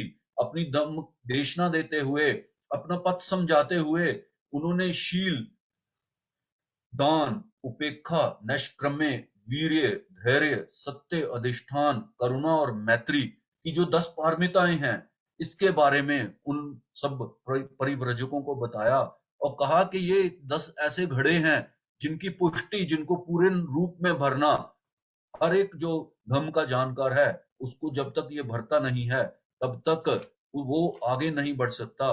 तो इस प्रकार उन 5 पंचवर्गीय भिक्षुओं को तथागत ने इस धम्म की देशना को समझाया और भिक्षुओं ने कहा कि ऐ बुद्ध, अब हमें आप अपने संग में शामिल कर लीजिए।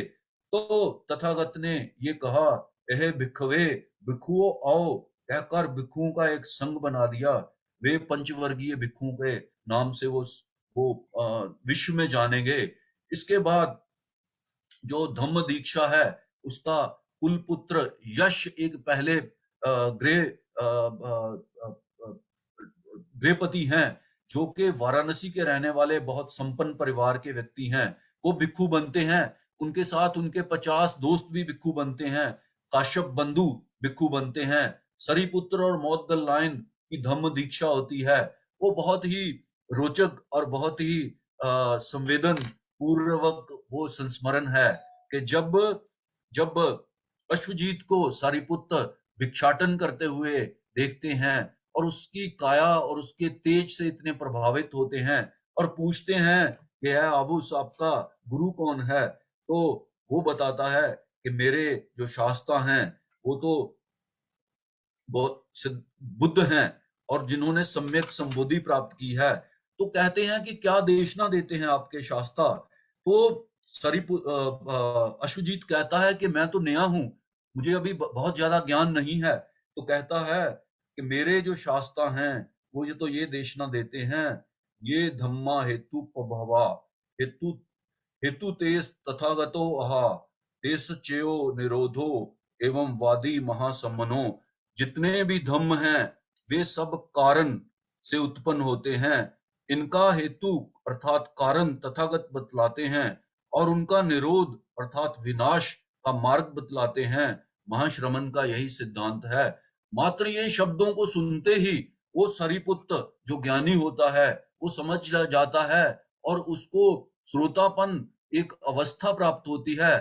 तुरंत वो कहता है कि अपने साथी महामौदगल्लायन जो उसके भाई के समान होता है, जबकि भाई नहीं होता है, तो वो कहता है कि चलो हमें बुद्ध के पास जाना है, वही हमारे शास्त्र हैं। और उनको देखते अपनी तरफ आते हुए भिक्षुओं को तथागत बुद्ध बताते हैं कि ये देखो, ये दो धम्म सेनापति आ रहे हैं और ये संघ आने वाले वर्षों में संघ की बहुत सेवा करेंगे और धम्म को सही रूप में प्रतिपादित करके उसका प्रसार करेंगे। तो सरिपुत्र के बाद राजा बिंबिसार की धम्म दीक्षा होती है, अनाथ पिंडक की धम्म दीक्षा होती है, राजा प्रसन्नजीत की धम्म दीक्षा होती है, जीवक की धम्म दीक्षा होती है। जीवक इस प्रकार के डॉक्टर हैं जो बुद्ध संघ है उसकी बहुत सारे वर्षों तक वो सेवा करते हैं और तथागत बुद्ध उनको भिक्षु बनने से इसलिए रोकते हैं क्योंकि उनकी सेवाओं की इस समाज को बहुत आवश्यकता होती है।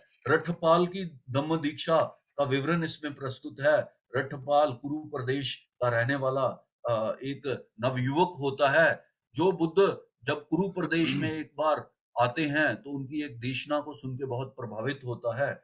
उसके बाद जो बुद्ध हैं वो कपिलवस्तु जाते हैं और उनकी शुद्धोदन अपने पिता से भेंट होती है और उसके बाद शाक्यों के साथ उनकी वार्तालाप होती है, उनकी अपनी पत्नी और अपने पुत्र से मुलाकात होती है।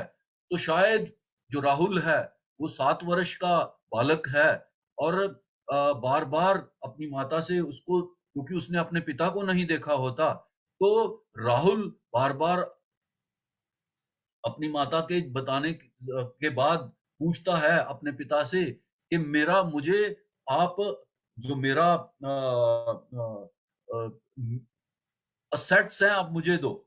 तो बुद्ध कहते हैं उस राहुल को, सरिपुत्र से बात करते हैं कि राहुल को देने के लिए मेरे पास तो और क्या कुछ नहीं है, मेरी जो संपदा है वो तो धम्म की संपदा है। तो जब महल में भोजन के लिए एक शुद्धोदन के इनविटेशन पे बुद्ध जाते हैं तो खिड़की से उसकी माता यशोधरा बताती है कि वो देख, वो जो श्रमण बैठे हैं जो भोजन कर रहे हैं वो तुम्हारे पिता हैं। तो राहुल नीचे आता है और बुद्ध को कहता है कि आप मुझे मेरी जो पैतृक संपत्ति है वो प्रदान कीजिए। तो वो बहुत छोटा बच्चा होता है और कहता है कि महाश्रमण, आपकी जो छाया है वो बहुत सुखकारी है और आप मेरे पिता हैं। तो वो उनके खाना खाने के बाद, भोजन ग्रहण करने के बाद जब उठ के जाते हैं तो पीछे चल पड़ता है। तो सरिपुत्र से पूछते हैं कि राहुल को क्या प्रॉपर्टी है? प्रॉपर्टी मेरे पास तो धम्म की है और मेरा जो ज्ञान है मैं ही इसको वारिस बना सकता हूँ। तो वह सरिपुत्र, राहुल को श्रामनेर बना दो, इसको भी संघ में शामिल कर लो। तो 7 वर्ष के राहुल को श्रामनेर बनाया जाता है और वो संघ में शामिल होता है। तो वो बहुत ही शुद्धोदन और महाप्रजापति गौतमी के लिए बहुत ही एक ऐसा एक सीन है जो बहुत मार्मिक है। तो शुद्धोदन से एक शपथ लेते हैं, शुद्धोदन बुद्ध से एक शपथ लेते हैं कि बुद्ध, नेक्स्ट टाइम से, अगली बार से अगर आप किसी बच्चे को श्रामनेर कन्वर्ट करोगे और संघ में शामिल करोगे तो आप उनके माता पिता से परमिशन लिए बिना नहीं कर पाओगे। तो बुद्ध उनको ये आश्वासन देते हैं कि अगली बार कोई भी जो बच्चा है अगर उसको मैं संघ में शामिल करूंगा तो मैं उसको उनके माता पिता की परमिशन के बिना नहीं करूंगा। अगले जो 5 मिनट और लूंगा मैं, और अगला जो चैप्टर है वो बहुत महत्वपूर्ण है इस धम्म की स्थापना के लिए, क्योंकि उसमें जो स्त्रियां हैं वो बहुत प्रयास करती हैं, बहुत बार निवेदन करती हैं पैदल चल के कपिल वस्तु से 500 जो महिलाएं हैं, जिनमें महाप्रजापति गौतमी, यशोधरा और शाक्य कुल की जो कुलीन स्त्रियां हैं, वो इतना लंबा सफर तय करके आती हैं और ये प्रार्थना करती हैं, निवेदन करती हैं कि हमें भी संघ बनाने की परमिशन दी जाए, हमें भी भिक्षुनी संघ बनाना, हमें भी भिक्षुनी की उपसंपदा दी जाए। परंतु बार बार जो बुद्ध हैं वो मना करते हैं। परंतु एक बार जब उनका वार्तालाप आनंद से होता है तो आनंद ये प्रश्न रेज करते हैं तथागत के सामने कि अगर आपका ये डिसीजन है कि जो स्त्रियां हैं उनको भिक्षुनी की जो संपदा है वो नहीं दी जाएगी, तो आपका जो धम्म है और जो ब्राह्मण लोग कहते हैं उसमें कोई भेद नहीं रहेगा, आपका बहुत क्रिटिसिज्म होगा। और दूसरी तरफ आप ये भी भेद क्रिएट, ये एक इंप्रेशन जाएगा उस सोसाइटी में कि जो बुद्ध हैं वो भी जो स्त्री और पुरुष हैं उनमें भेद कर रहे हैं। तो क्या आप स्त्रियों को मात्र इस वजह से दूर रखोगे इस ऊंचे जो धम्म है उससे कि वो स्त्रियां हैं? तो बुद्ध कहते हैं कि नहीं आनंद, अगर इस तरह के इंप्रेशन तुम इंटरप्रेट कर रहे हो, तुम समझ रहे हो, तो फिर भिक्षुनी संघ को कुछ जो सिद्धांत हैं उनका प्रतिपादन, उनको एस्टेब्लिश करने के बाद उस भिक्षुनी संघ का भी निर्माण किया जाएगा। तो भिक्षुनी संघ का निर्माण होता है, उसमें 8 प्रिंसिपल तय होते हैं, उसको पढ़ा जा सकता है अलग से। तो चंडाल जो स्त्रियां हैं वो भी उस बुद्ध संघ में शामिल होती हैं। अंगुलीमाल जैसे जो डाकू हैं, जो लोगों को मारते हैं, वो भी उस बुद्ध संघ में शामिल होते हैं। तो सुनीत जैसे अछूत व्यक्ति उस बुद्ध संघ में शामिल होते हैं। उपाली जैसे लोग, उस जो नाई हैं, जो एक बहुत निम्न सामाजिक स्तर के व्यक्ति हैं, वो बुद्ध संघ में शामिल होते हैं। और सब विश्व में जो धम्म को जानते हैं वो जानते हैं कि उपाली का उस धम्म में कितना ऊंचा स्थान है। जब महाकाश्यप पहली संगति करते हैं बुद्ध के महापरिनिर्वाण के बाद, तो जो कोड ऑफ कंडक्ट है, जो कोड ऑफ डिसिप्लिन है, उसका, जिसको विनय कहा गया है धम्म में, विनय पिटक का जो निर्माण है वो उपाली को सौंपा जाता है, क्योंकि उपाली बहुत बड़े विद्वान और हर्त बनते हैं, जो ऊंची से ऊंचे जो स्थितियां हैं धम्म में उसको प्राप्त करते हैं। इवन तथागत के जीवन काल में भी जब भी विनय को लेके कुछ द्वंद पैदा होता है तो उपाली को ही रेफर किया जाता है। वो बहुत ही स्ट्रिक्ट डिसिप्लिन में रहने वाले एक भिक्षु होते हैं, और उनके द्वारा कोड जो इवॉल्व किया गया है, आज भी जो बुद्धिस्ट मॉन्क का जो संघ है, चाहे वो किसी भी स्कूल का हो, वो उसका पालन करता है, उसको मानता है। तो ऐसे उपाली ज्ञानवान व्यक्ति जिनको तथागत उन शाक्य राजकुमारों से पहले परिव्रजित इसलिए करते हैं कि जो संघ में पहले दीक्षित होगा वो सीनियर होगा, जो संघ में बाद में दीक्षित होगा वो जूनियर होगा।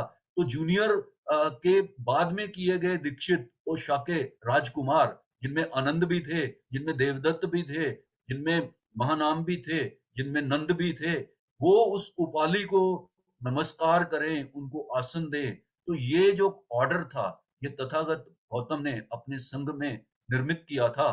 तो समय मैंने 10 मिनट शायद और ले लिया, तो ये लंबी वार्ता है, इसको आधे घंटे में नहीं किया जा सकता, परंतु कोशिश किया है मैंने कि इस चैप्टर को तो हम कम से कम आगे कंप्लीट करते हैं आज संक्षेप रूप में।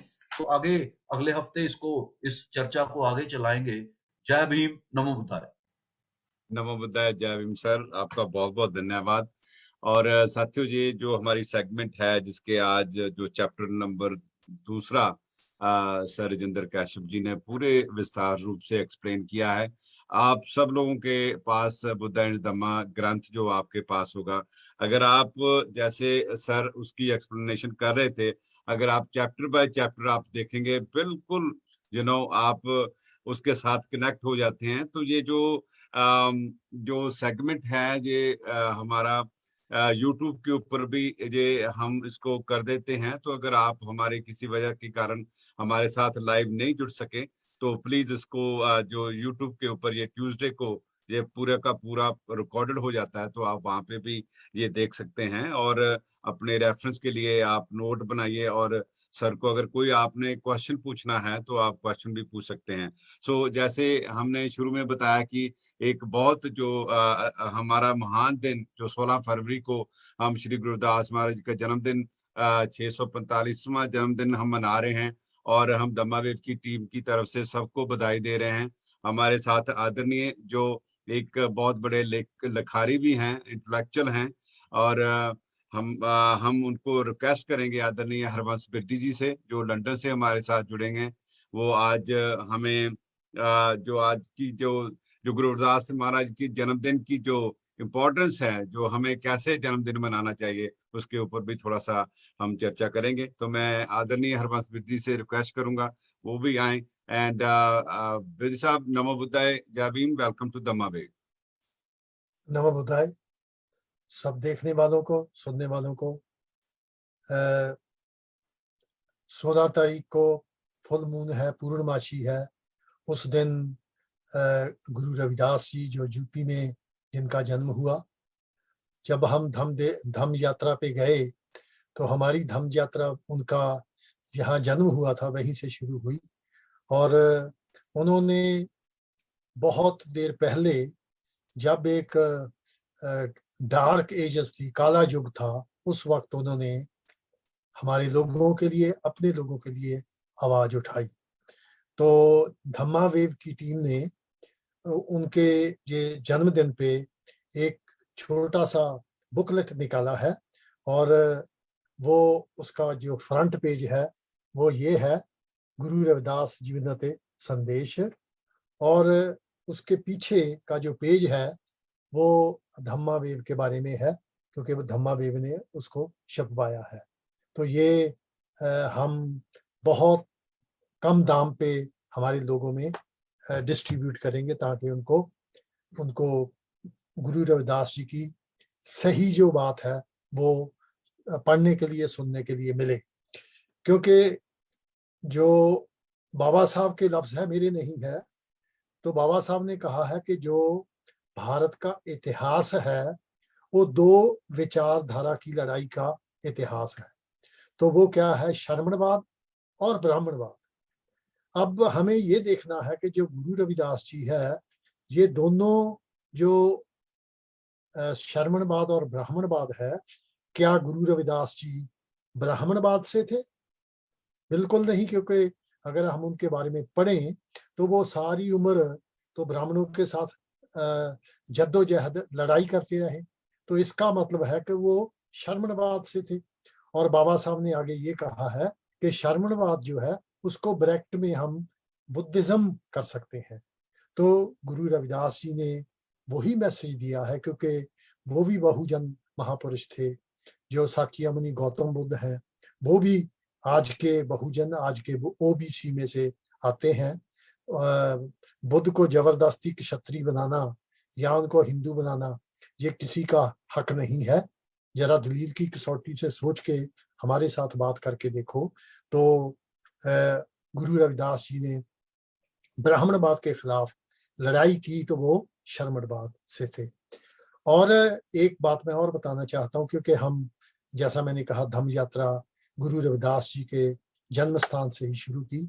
जो सारनाथ है, जिसका अभी हमारे राजेंद्र काश्यप जी जिक्र करके गए हैं, सारनाथ, यहाँ पर बुद्ध ने अपना पहला प्रवचन दिया था।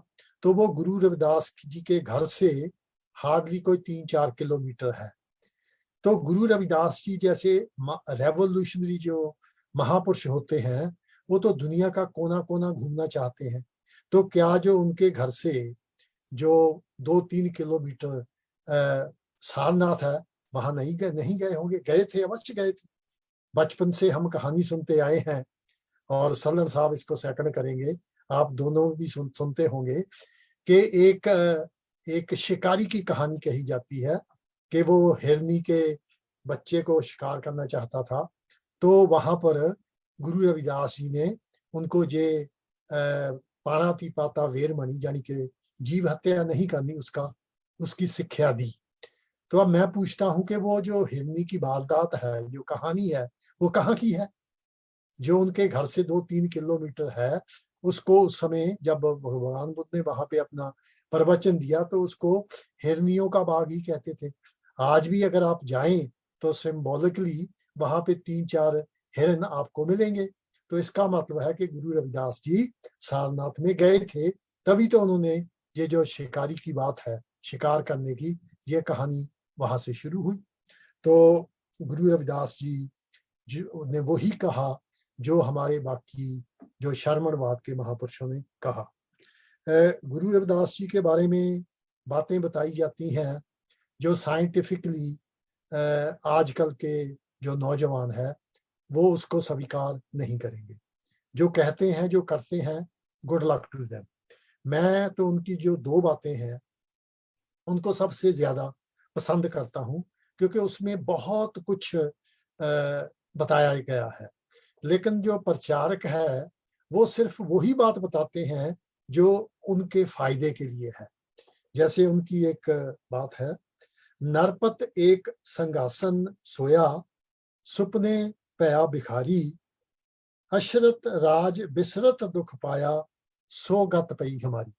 ना मैं तो बुद्धिज्म के बारे में बहुत लिटरेचर पढ़ा, लेकिन यहाँ तक मैंने इसकी व्याख्या जो ज्ञानी पाठ करते हैं उनसे भी पढ़ी। तो इसका मतलब ये है कि एक राजा अपने सिंहासन पे बैठा था, थका था, हारा था, लेकिन उसको नींद आ गई। तो जब उसको नींद आ गई, उसने क्या ख्वाब देखा कि वो एक भिखारी हो गया, और जो राजा है वो सपने में भिखारी हो गया। तो वो तो बड़े उठा और उसने उसको बहुत हैरान, वो बहुत परेशान हुआ। तो गुरु रविदास जी कह रहे हैं कि वही हालत हमारी है। इसका क्या मतलब है कि हम भी राजे महाराजे होते थे, और जो आज हम भिखारी हैं ये देखकर बहुत दुख होता है। कभी किसी प्रचारक ने ये बात बताई है?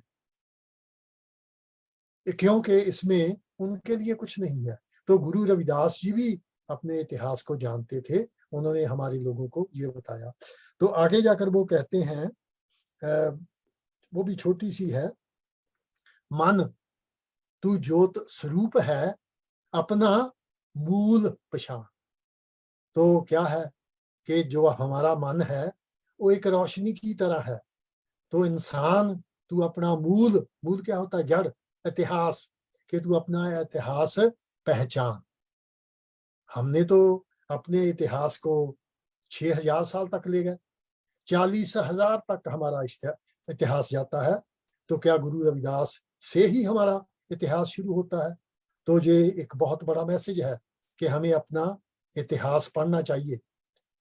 जब तक हम इतिहास नहीं पढ़ते, हम एक अच्छा भविष्य नहीं बना सकते। पिछले हफ्ते एक बहुत लर्नर बनते आए थे, उन्होंने कुछ रेफरेंस दिए थे, तो अब लोग उसका सबूत मांगते हैं। हर बात का सबूत नहीं होता।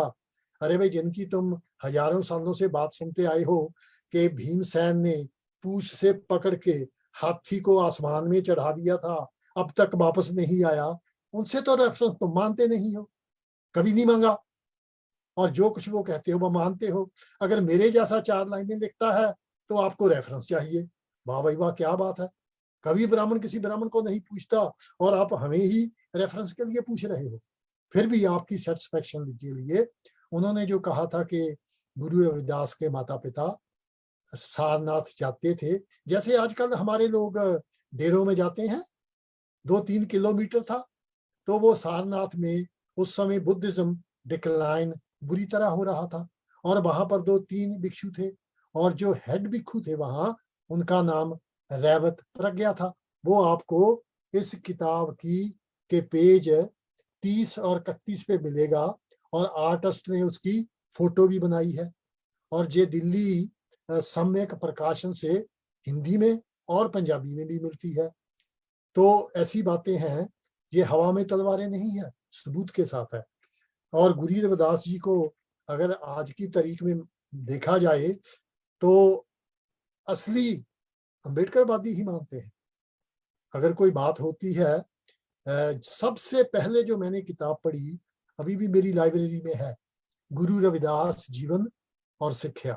उसमें एक ही टॉपिक था, क्या था कि गुरु रविदास जी को गुरु क्यों नहीं कहा जाता, उसे भक्त क्यों कहा जाता है।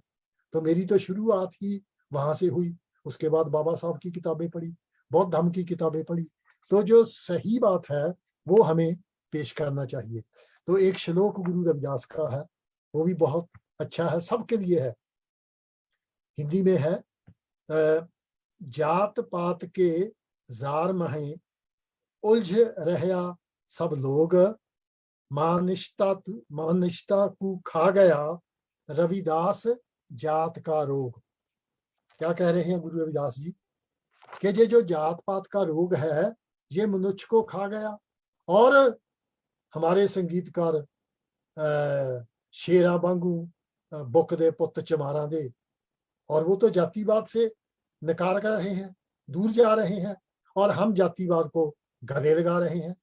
जैसे एक बंदरिया मरे हुए बच्चे को गले लगा कर रखती है जब तक वो छोटा छोटा के गिर नहीं पड़ता। अरे गुरु रविदास ने तो जात पात का खंडन किया है, और हम कहते हैं हम कट्टर चमार हैं, हम गर्व से कहते हैं हम चमार हैं। तो जब कोई दूसरा कहता है उसके दांत फोड़ देते हैं। ये क्या है भाई? मुझे कोई बुद्धिस्ट कहे, I am proud of it. तो इसलिए ये बातें सही नहीं है। हमें गुरु रविदास जी को सही तरीके से मानना है। जिनसे गुरु रविदास अगर हमें देखते हो, they should be proud of us कि वे मेरी संतान जो है वो सपूत है, कपूत नहीं है। तो गुरु रविदास को हमें सही तरीके से मानना चाहिए। जो बेगमपुरे की, वो बातों से बेगमपुरा नहीं बनेगा, उसके लिए संघर्ष करना पड़ेगा। थाली में परोस के आपको कोई राज नहीं देगा, खून उसके लिए आपको कीमत देनी पड़ेगी। तो आपका बहुत बहुत शुक्रिया। मैं सारे जहान को, सारी दुनिया को, जो हमारे परम पूज्य गुरु रविदास जी हैं, उनके जन्मदिन पे बहुत बहुत बधाई देता हूँ। नमो बुद्धाय, जय भीम। नमो बुद्धाय, जय भीम। बिरदी साहब, आपका बहुत बहुत धन्यवाद। और मैं अभी रिक्वेस्ट करूंगा हमारे आदरणीय परम कैंथ जी, वो भी राइटर हैं, और उन्होंने बहुत सारे हंड्रेड्स ऑफ जो सॉन्ग, जो मिशनरी सॉन्ग लिख के जो हमारा कल्चर जो अलोप कर दिया गया था भारत से, उसको रिवाइव करने की वो बहुत कोशिश करते हैं, दिन रात मेहनत करते हैं। मैं उनको रिक्वेस्ट करूंगा अभी वो भी आए और पूरे जगत को श्री गुरुदास महाराज जी के जन्मदिन की बधाई दें। Thank you. नमो बुद्धाय, जय भीम, जय भारत सभी सुनने देखने वालों को, जो फेसबुक पे लाइव देख रहे हैं और जो सुन रहे हैं उनको। आज श्री गुरु रविदास जी महाराज जो क्रांतिकारी रहबर हुए हैं हमारे, और जिन्होंने सारी जिंदगी हमें जगाने के लिए, हमारे लोगों को शिक्षा देने के लिए लगा दी, उनके जन्मदिन पे हार्दिक बधाई। और सभी को ये निवेदन है कि गुरु रविदास जी की जो क्रांतिकारी सोच है, जो क्रांतिकारी उनकी वाणी है, जो क्रांतिकारी उनकी शिक्षा है, वो ग्रहण करें। क्योंकि जो इतिहास, जैसे बिरदी साहब बता रहे थे पहले, और कश्यप जी, और लास्ट वीक जो हमारे आदरणीय भिक्षु आए थे हमारे प्रोग्राम में, उन्हें बहुत ही सिंपल और सरल भाषा में ये बताया था, और हमें वाणी के साथ ये उदाहरण भी दी थी कि गुरु रविदास जी जो थे वो और उनका जो वाणी थी और जो बुद्धा का वाणी है वो मैच करता है। और उन्होंने काफी बुद्ध के बारे में स्टडी किया था गुरु रविदास जी ने, मगर हमारे लोग जो हैं उसमें उन पे जो फैक्ट है, जो उन पे जो प्रभाव है, वो गलत विचारधारा का है। तो जब तक हम पूरा जो पढ़ते नहीं है, वो जानते नहीं है हम लोग, तो हम उसको मानने के लिए तैयार नहीं होते, क्योंकि हमने कम पढ़ा है इतिहास, हमने पढ़ा ही नहीं हमारे लोगों ने, तो वो गलत दिशा में जाते हैं। तो इसीलिए वो बुद्धिज्म का भी क्रिटिसाइज करते हैं। जब हम कोई बात करते हैं गुरु रविदास और बुद्धा के रिलेटेड, तो उनको बुरा लगता है। तो हम ये निवेदन करेंगे सभी लोगों को कि जो गुरु रविदास जी थे वो एक बुद्ध भिक्षु ही थे, बुद्ध प्रचारक ही थे। क्योंकि आपने देखा और सुना होगा कि उनकी जो वाणी थी, उनकी जो जो उनके क्रांतिकारी विचार थे, वो बुद्ध से और बाकी जो महापुरुषों से कितने सुमेल करते खाते हैं। तो इसीलिए हम जे धम्मावेल्स की टीम का जो हमेशा जे उपराला रहता है कि जो बुद्ध गुरुओं की वाणी है, तो हमारे गीतों में भी यही होता है कि जो बुद्ध हैं और जो गुरु साहिबान हैं उनमें कोई अंतर नहीं है। वो सभी एक विचारधारा के थे। और क्योंकि हमेशा आप भी जो सिंपल सी थिंकिंग है कि जब हम पुराने देखते हैं, खानदानी भी देखते हैं, जहाँ वैसे विचारधारा देखते हैं, जिस खानदान से हम आते हैं उसी खानदान की विचारधारा चलती है। और इसी तरह जब हम देखते हैं जैसे गुरुओं की जो विचारधारा है बुद्ध से शुरू होती है, क्योंकि बुद्ध से पहले तो हमें अभी तक कोई इतिहास नहीं मिला। उसके बाद ही जब हम देखते हैं कि जो गुरु साहिबान थे वो बुद्ध की वाणी के अनुसार ही वो जो अपने विचार जो पेश करते थे। तो हमें इसमें जो हम लोग हैं, जैसे चमार जाति के हैं या और जातियों के लोग भी हैं, उनको जे वैसे गुस्सा नहीं करना चाहिए, उनको जो समझना चाहिए, उनको जो पढ़ना चाहिए, हमारा इतिहास पढ़ना चाहिए, हम कहाँ से आए हैं। जो अभी अभी बिरदी साहब ने इतिहास की जानकारी दी कि जो राज की बात करते हैं, भाग की बात करते हैं, वो गुरु रविदास जी ने इसीलिए बेगमपुरे का जो संकल्प था, कुछ लोग कहते हैं गुरु रविदास जी ने सपना देखा बेगमपुरे का, नहीं, उनका जो संकल्प था। और उस संकल्प के लिए हमें क्या करना है, राइट? उसको उसको सही दिशा में लाने के लिए अगर हमारा राज होगा तभी हमें बेगमपुरा मिलेगा। आपने इतने सालों से, अगर हम देखते हैं 70 साल 75 साल की आजादी के बाद अगर हमें कुछ नहीं मिला और बाबा साहब के संविधान के अनुसार भी हमें जो राइट नहीं मिले, तो कैसे मिलेंगे? वो दूसरे लोग तो नहीं देंगे, दूसरी पार्टी जो आएगी वो तो नहीं दिया, वो आपके सामने है, हमारे लोगों के सामने है, उन्होंने नहीं दिया, तो कैसे मिलेगा? तो मैं पॉलिटिक्स की तरफ भी जाता हूँ, क्योंकि पॉलिटिक्स में जाकर ही हमें बेगमपुरा मिलेगा। अगर हम देखते हैं कि बहन जी मायावती ने कैसे वहाँ कितना कुछ बनाया है यूपी में, कितना हमारे लोगों को जमीनें दी हैं, और कैसे उनको जरूरतमंद लोगों को कुछ ना कुछ दिया है, जैसे जो भी चाहिए था हमें, तो सुख सहूलतें दी हैं, न्याय प्रणाली अच्छी की है, हमारे लोगों पे जो जुल्म होते थे उनको कितना उन्होंने कम किया है, कोशिश की है पूरी। तो इसी तरह जहां जहां भी हमारा राज होगा वहीं वहीं हमारे लोगों को सुख सुविधा मिलेगी। ये हम कहते भी हैं, ये हमारी धम्मावेल्स की टीम भी ये सभी कहती है, हम एसेस में भी यही बात करते हैं।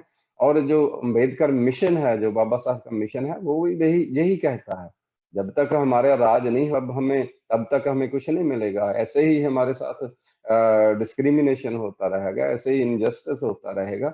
अगर हम चाहते हैं कि बेगमपुरा बसे, हमारा राज होना चाहिए, बसपा का राज होना चाहिए, हमारे लोगों का राज होना चाहिए। हम लीडर को सपोर्ट नहीं करते, हमारे रहबरों की जो विचारधारा है उसमें साहब कंशीराम ने अपनी पूरी जिंदगी लगा दी, उन्होंने कोई सुख सहूलत नहीं ली। उन्होंने बाबा साहब को पढ़ा, बाबा साहब क्या चाहते थे, गुरु रविदास जी क्या चाहते थे, बुद्ध क्या चाहते थे। और बहन मायावती जी को लोग कुछ ना कुछ कहते रहते हैं, मगर उनका जिस संकल्प है, जब उनको देखो, मायावती जी हमेशा बुद्ध के अनुसार ही जो कार्य करते हैं। जब भी वो कोई उनके प्रोग्राम होता है तो वो उनकी शुरुआत बुद्ध से होती है। लोग समझते नहीं हैं, लोग मानने को तैयार नहीं हैं, मगर अपना इतिहास देखना है और उसको समझना है, तभी हम कुछ पाएंगे। अदरवाइज हम ऐसे ही बिखरे रहेंगे और गुलामी में रहेंगे, हमारे लोग दुख में रहेंगे, हमारे दुखों का कारण ही हमारा राज नहीं है। सो एक बार फिर मैं गुरु रविदास जी महाराज के 645वें जन्मदिन पे आप सभी को मुबारकबाद देता हूं। और संकल्प हमें लेना है कि हमने अपना राजभाग लाना है, इसी से हमें सुख शांति मिलेगी, हमारा जीवन खुशहाल होगा।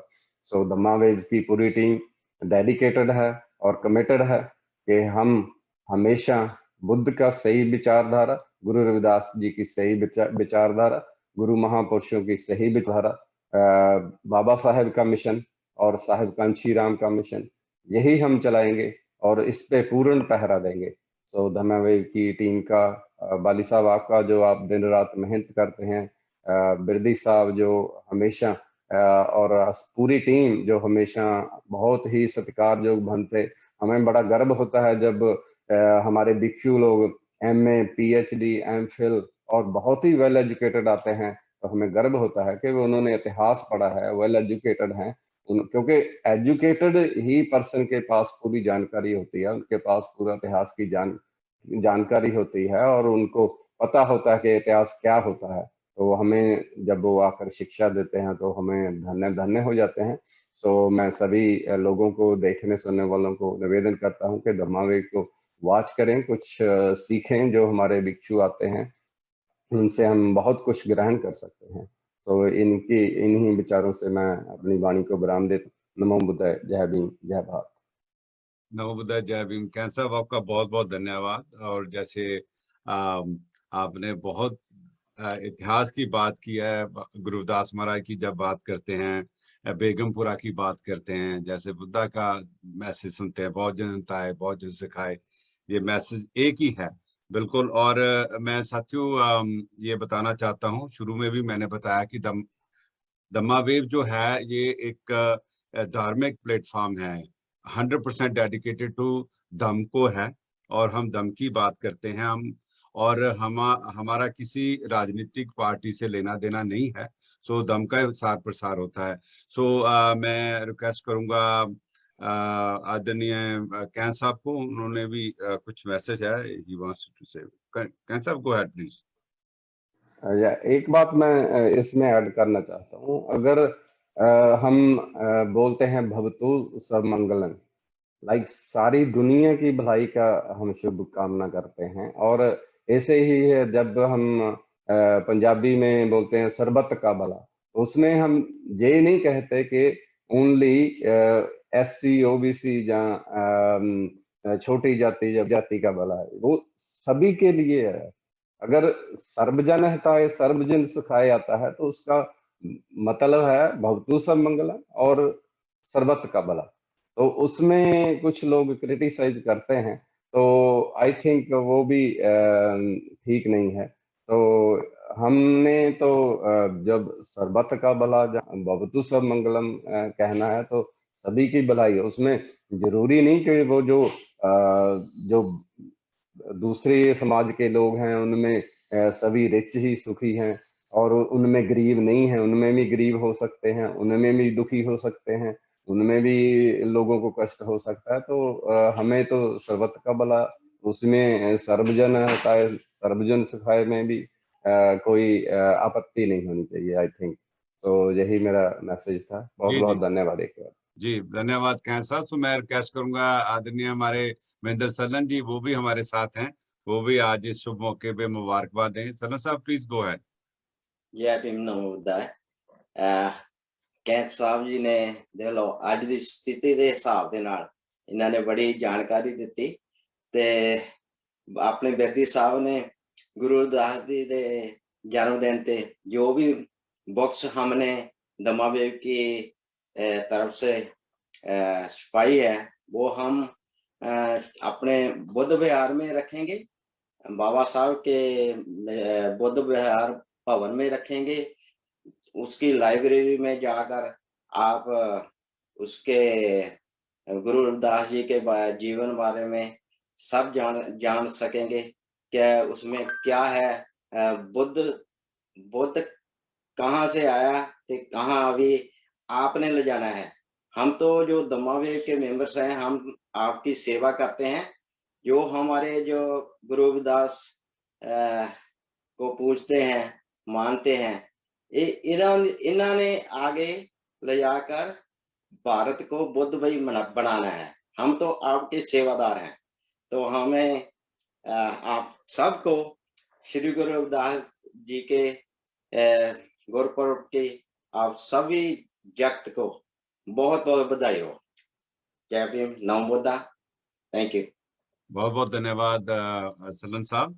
और हमारे प्रोग्राम का समय समाप्त है। तो जैसे हम जब भगवान बुद्ध को उनकी रचनाओं को पढ़ते हैं तो 10 पारमिता की जब बात करते हैं, कैशव साहब ने बात की, तो सबसे जो पारमिता जो मानी जाती है, सबसे बड़ी पारमिता मानी जाती है, वो दम के दान की मानी जाती है। दम का जो दान है वो सबसे उच्चम जो उत्तम दानों में से माना जाता है।